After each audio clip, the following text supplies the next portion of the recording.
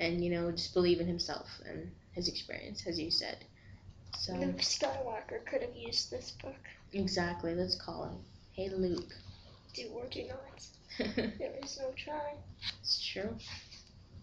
And then also there's a free and open mind and political relativity, which I really liked. I mean, I think everyone should be free and open-minded, but then, well, the world wouldn't be the way it is. So,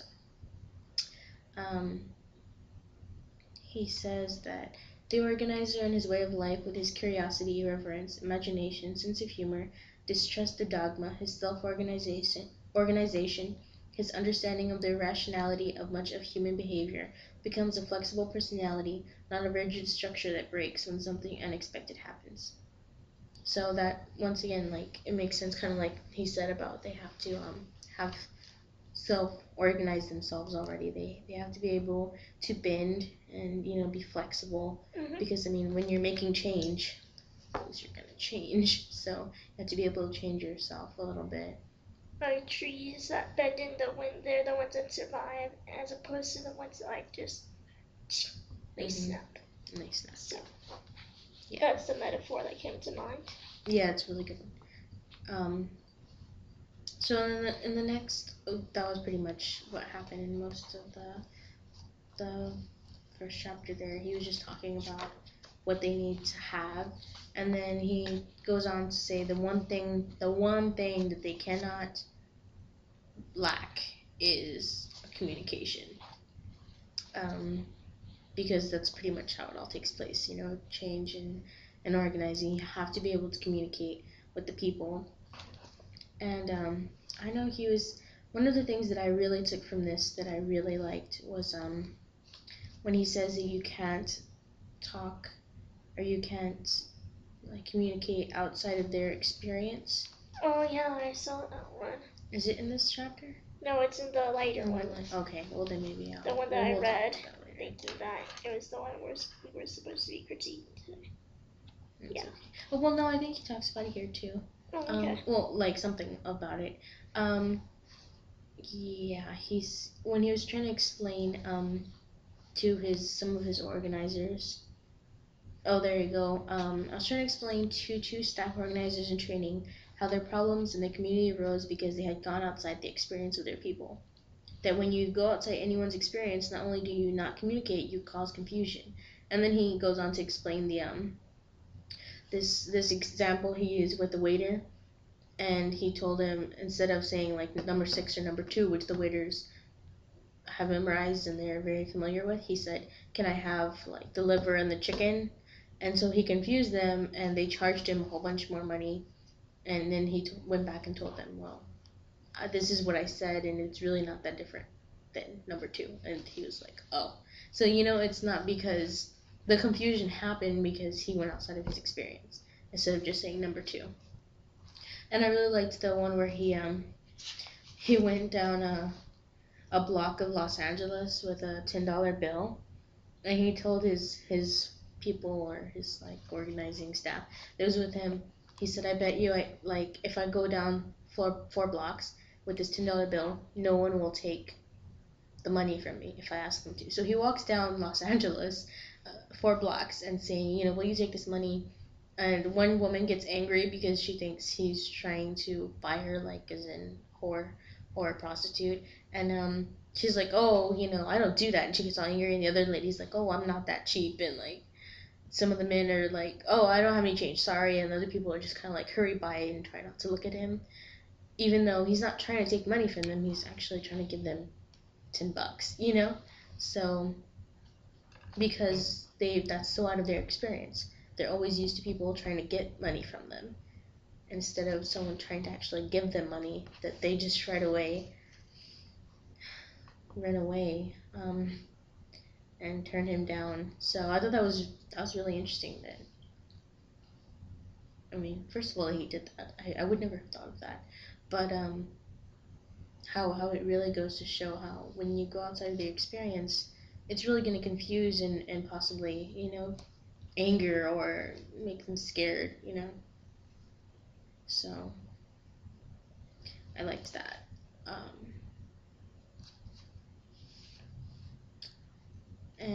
So in the next chapter, called In the Beginning, it starts on page 98. This is when he starts talking about like when the organizer first gets to the community, they need to kind of like establish themselves and why they're there, and like become one with the community and not just like this outsider that came to. Yeah, it's like integrate themselves into their experience. Right. Exactly.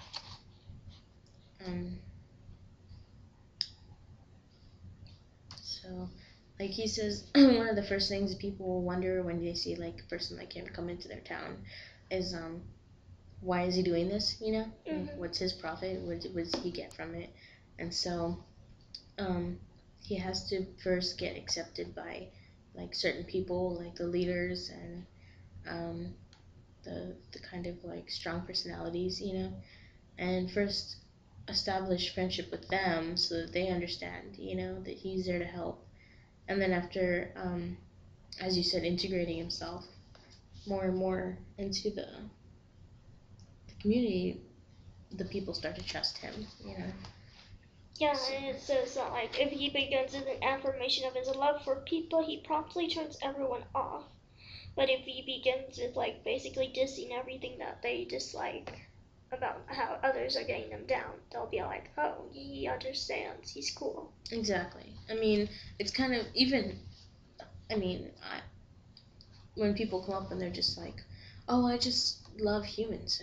Everyone's just my brother and sister, and I just want to help. Like you understand that they're trying to be nice, but it's like for most people that's really not a good enough reason to travel. The world and like do things. I mean, it would be nice. But yeah, like, but like. We have to look at reality. Yeah, realistically, especially people who are so oppressed and they don't really. Yeah. They don't get that kind of like kindness or what's it called philanthropy. Yeah. In people they're used to being kicked and pushed down and kind of shut up to the side, and here's someone who's like, I love you. And they're like, why? Yeah. So you would kind of understand where they're coming from, but if the person comes in, they're like, wow, this place is a terrible place to live, They're like, it is, and like you find that common ground. Yeah. Instead of like someone who's oppressed and kind of bitter and angry, and someone who's like, I just love the world. Do you want to make a change with me? It's like, why are you so happy? Please leave. So I mean, it's understandable what he means. Even though we're maybe not in the exact same situation, and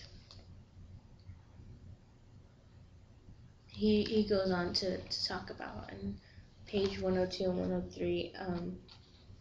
He's talking about how you agitate them, and you kind of get like you introduce your ideas and you start to make them think, and I like his little dialogues that he puts in here where it's like the organizer and the person, and like on 103 the organizer's like, do you live in that slummy building? And he's like, yeah, what about it? He's like, what the hell do you live there for? And he's like, oh, what do you mean? What do I live there for? Where else am I going to live? I'm on welfare.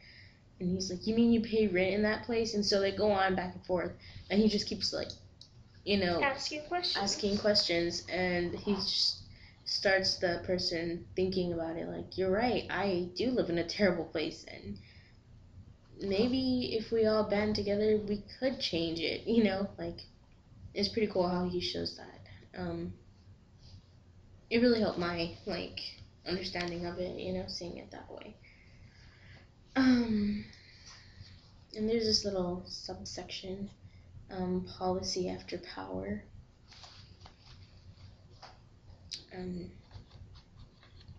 Often people do not know what they want. Like, I get that. Like, they'll know what they want, but they don't really know how to get that, Exactly, yeah. And sometimes it's like, I want things to be better.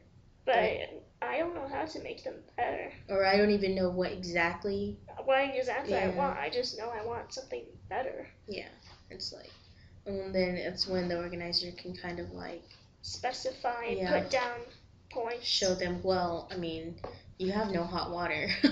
That sucks, you know, and then they're like, wow, you're right, we should have like better plumbing, you know, and like they just kind of start to figure out exactly what it is that needs to be changed. So that's, I guess, so that section he's saying, you know, once you get the power of understanding that something's wrong and you realize that you can change it, you have to figure out what your policy is, like what exactly do you want to be changed. And you know, like when you're gonna try to negotiate or talk with these halves, you're gonna have to be able to have this policy set up, these priorities that you need to be done. Yeah, it says here that if people feel they don't have the power to change a situation, that they don't think about it. Yeah. Like with figuring out how you're going to spend $1 million if you don't have $1 million. Yeah. That's a good way to think about it. It's true, and that's how a lot of people would see it, you know? Like, why do I have to kill myself trying to find a solution when, you know, there's no way I could ever put that solution to work? You know, it's not, I wouldn't actually be able, I can dream about how I want my house to look, but if I don't have the money to buy the things and the contractors, what's the point? Because I'm not going to be able to build a house. So, it's just, it's life for people. Some people just feel that way.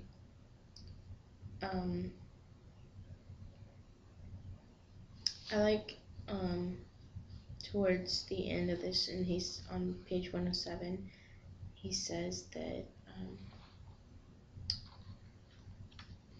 in the early days, the organizer moves out front in any situation of risk where the power of the establishment can get someone's job, calling an overdue payment or any other form of retaliation, partly because these dangers would cause many local people to back off from conflict. So the person's kind of like a shield. And then I like where he says he acts as the septic tank in the early stages. He gets all the shit. I was like, that's lovely. But I mean, it makes sense. It makes perfect sense. You know, like if something goes wrong, then he's gonna get the blame and he's gonna get all of the bad things to go with it. But if they win, you know, if it's successful, the local people are of course gonna get most of the credit, and he'll just be like, oh, that guy, you know, he helped, but it was us that pushed it through and things like that. So but then I mean it gets better. He says that later, as power increases, the risks diminish, and gradually the people step out front to take the risks. And it's the process of growing up, both for the local community leaders and for the organization. So I mean, I think that's how a lot of things happen. I mean, in life, like even, for instance, I thought of it like as a parent and child. You know, like when you're little and you break something, the mom and dad are the ones that, you know, you're like, hey, your kid broke my vase. You know. Yeah. So they're the ones that get in trouble. You know, like I mean, the kid might get time out or whatever, but a lot of times they don't really even understand like what was wrong. So and the parents are like, oh, he's so little, he doesn't really understand, he doesn't know. So the parents get more of the blame, you know, like, well, he's your kid, you should take care of him. But then once you get older, you know, you start to take your own responsibility. Yeah. And you step up to the front. So, I mean, I don't know, that's what it made me think of. Yeah, I think that's a good example. Then the next one is rationalization. And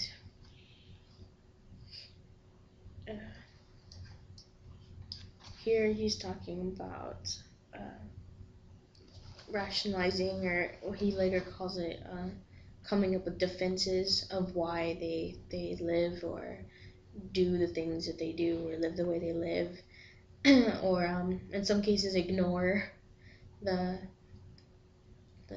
you know, bad things or wrong, unjust things that happen in their lives. You just kind of